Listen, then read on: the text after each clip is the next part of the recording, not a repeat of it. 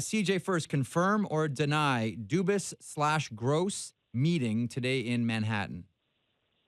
Confirm. At least as far as we can tell, it does sound as though they're speaking today and did, in fact, talk a bit last night at the Rangers game as well. Okay, so everyone's on the same page, Lewis Gross is the agent for William Nylander. This obviously coming off the meeting last week between Kyle Dubas and William Nylander overseas. What do you expect? What do you expect this to bear? Like, is this sort of inching the process along? Is it a we need to make our minds up right now? We need a decision. He's either on our team or he's on the market. Where is Camp Leaf at with Camp Nylander? I think that there's still some patience here from the Leafs end of things. I mean, obviously, in a perfect world, Kyle Dubas and his counterparts in the Leafs front office would rather have this done and taken care of and be focused on some other things at this point. But the reality is there's no deadline in the near future. We're still 5-6 weeks from December 1st, which is the only true deadline remaining in this process. And so I think that they're in a position to take things at a good speed. It's a good sign. I believe that they're talking. It doesn't mean that a deal is going to be announced in the next few hours, but the fact that there's an open dialogue tends to be a healthy sign about where things are at. There's no, there's not too much animosity in the process, I suppose. And really the fact that I believe they're now largely focused on doing a shorter term deal, I just don't think there's as much ground to be made up there, because you're talking about smaller numbers, smaller, gap between what the Leafs think he's worth on a 3-year deal versus, say, a 6 or 7 year deal and what he believes he's worth. And I do think that there's more room for common ground to be found now that you start focusing in on some of those things. Yeah, Chris, I'm trying to think, on a night or the day after Paul Kariya's number was retired or honored. And, he was a guy that in the pre-salary cap era, he didn't have contracts, the old-fashioned holdout. He got money, but there was no cap. So there was there was no end to what teams could or couldn't choose to pay that way. This seems rather new to me, to the 2005 and on era. Is it like about that it's gone this deep and it's just about not just the money, but how it impacts the cap and all these new guys you have and whatever? Is this rather a new thing, that a new challenge for Kyle Dubas and a new challenge for William Nylander, relatively speaking? Well, I suppose the specific details here make it a little bit unique. Just the fact that the Leafs have 2 other star players about to do a second contract, or that need a second contract before next season. So you kind of have that mix, plus the fact they just landed a high-profile, high-priced free agent on July 1st. I mean, it's sort of maybe some unique circumstances the Leafs are handling. But, in terms of the second contracts in general, there's been a number that have caused trouble. I mean, Jacob Trouba and the Winnipeg Jets a few years ago went into November before signing a 2-year deal with him. Andreas Athanasiou, I believe, was October 23rd last year before he signed his second deal with the Detroit Red Wings. I mean, it's a pressure point contract, I think, especially for players that, you think are going to become impact star level players, but, maybe haven't totally produced the numbers to back that up yet. And so you have a team drawing a certain line, looking to get value out of their second deal. And obviously players, after playing on the entry level system, their first 3 years as pros is totally governed by, they can't make very much money. They certainly don't make what they're worth in today's system, the top guys. So, it's just a bit of a friction point. And obviously you don't get arbitration rights at that stage. And if you don't have offer sheets, which we haven't had in over 5 years in the NHL, those players can't do very much but sit out. And so, I think that there is always 1 or 2 players, it seems, a year that sit out. But I think what makes this one unique is that, I don't know that the Leafs don't want to pay him what he thinks he's worth. It's more a fact they don't think they can pay him that and sign the other guys and keep the team together to the way they want it. And so I think that that's a unique part of what's happening here. And I think what's, valuable about sitting down face to face with William Nylander is that Kyle Dubas is able to deliver that message himself and, try to build some trust there, because you're asking a guy to take less than he wants to be part of something, potentially bigger here. And let's face it, players' careers are short. I can't really fault him for wanting to get, the maximum value he can out of his time in the league. And so that's where you're at, kind of, is two sides having trouble, matching their various interests to get a deal done. So you've been around both parties. I'm sure the agent spoke to, you're the insider. You got the GM going. Dubas. Like, what's the point of the meeting? Like, Dubas is gonna convince him to take less. Like, aren't we already there? And it's December 1st. So for me, like, what are the odds that he's gonna cave and sign this deal that he doesn't want to sign because he's got all these superstar players, or he's gonna get traded? Now, what do you think the percentages of either of those happening is better in your shoes? Colby, I still think that it's way more likely he signs with the Leafs, shorter-term deal. I don't know what the future holds. I don't know how long they can keep it together. Some of that will be, determined by how much the cap goes up and some other things.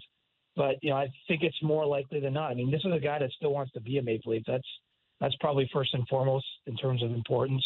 When you see him skating in Austria last week, or when he skated in Sweden, he's done so with his Leafs gear on.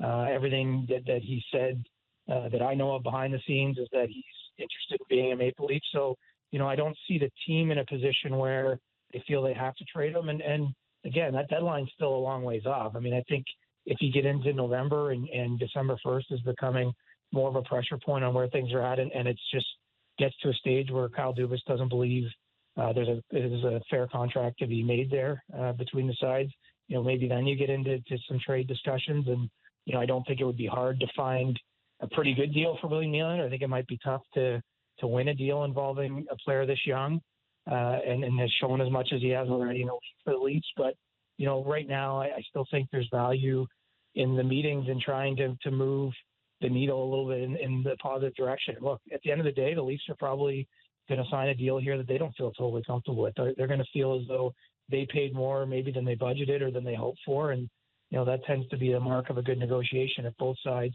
aren't entirely happy with the outcome. So 50-50, you're saying? No. I'd say 80-20. Oh, okay, 80-20. Okay. I still think it's pretty heavily, weighted that direction. But as Colby always tells me, Jeff, everything is 50-50. It's either going to happen or it's not. Yeah, That's what Colby keeps telling me here. Yeah. Just as a quick aside, I want to get back to the Nylander contract here in a second. Which general manager, because to me the answer is Edmonton, Peter Chiarelli. Which general manager do you think is calling Kyle Dubas the most about Nylander? Well, I might be Don Waddell in Carolina, to be honest. I think that the fit works there pretty well, just given that they have, a number of defensemen. And I think if you're the Leafs and you get to the point where you're making this trade, you have to be getting back, a pretty good defenseman, preferably a right shooting defenseman, because they have such an organizational need at that specific position. And it's probably the one way you can salvage something out of this if you have to say goodbye to a player you don't want to. So, I think that there's a fit there, but there's a number of teams that could easily look at their roster and see a spot for William Nylander, and maybe a spot where they're paying him $7.5 million a year, something closer to what he wants from the Leafs. Because I think that, when you get into a trade scenario, there's a good chance we're talking about a sign and trade type of situation where the team getting him knows they're able to, knows the terms of what the next contract will be and knows that he's someone that's going to play for them for a while. So, the Hurricanes have been around the Leafs a fair bit. I could see the Oilers having interest. I could see the Rangers having interest, just with where they're at in their rebuild. But look, there's a number of teams. I've heard Nashville bandied about a little bit, perhaps some use for a scoring winger. Although I don't know exactly who you're removing from that team because they look like a cup contender as it is to make that trade. But I do think if the Leafs open this up for a bid, that there would be quite a number of GMs owning Kyle Dubas, and obviously then you try to hold an auction and make the best deal at the time. But, again, I really don't think that that's what the Leafs GM is focused on at all right now. There's still hope here for a deal to get done, and maybe here in the relatively short term. Chris, what would you say if I said, CJ, I can see this being a 2-year deal at 4.5 per? 2-year deal? Yeah, 2-year deal. 2-year deal, $9 million total. That works. I think a 3-year deal at $15 million total works. I mean, that's sort of a little bit in line. I can't remember the exact numbers, but the Ryan Johansson deal with Columbus a couple of years ago, where they had it lower money at the beginning, and then I believe it was $6 million in his last year because that guaranteed he was getting at least a $6 million qualifying offer on the other end. I mean, there's lots of things creatively that they can do. I would think that this contract will probably include a signing bonus, which at least limits some of the money that Williams lost by missing the first, whatever we're at now, 18, 19 days of the regular season.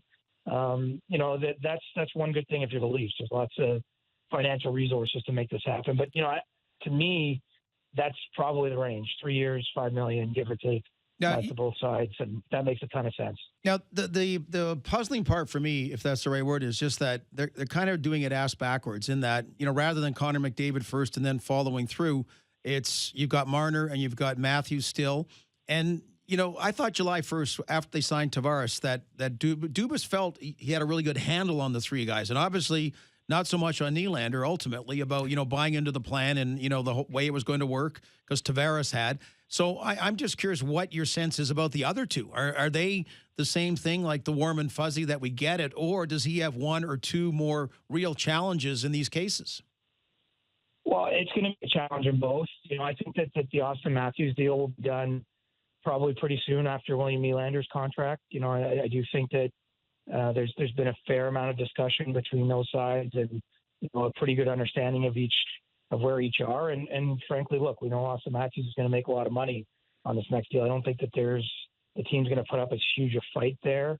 Although it may be an interesting question, and we won't know until we see what he signs for. Is have the Leafs cost themselves more by not extending him in the summer when I think his price was lower than what it is today after scoring 10 goals in the first 6 games of the regular season and really jumping out to a good start in his third season. And, as we get closer to July 1st for him, I think that's a real point of concern for the Leafs. You can't let him get anywhere near to where he can sign an offer sheet. So I think that the leverage is pretty firmly, in his court. And perhaps by not getting him done sooner before the season began, that they're going to end up having to spend more to keep him. But to me, that one's an easy one. The Mitch Marner contract, proves to be a little bit more difficult. His agent there in Paris has told me and others that they don't intend to negotiate at all during the regular season this year.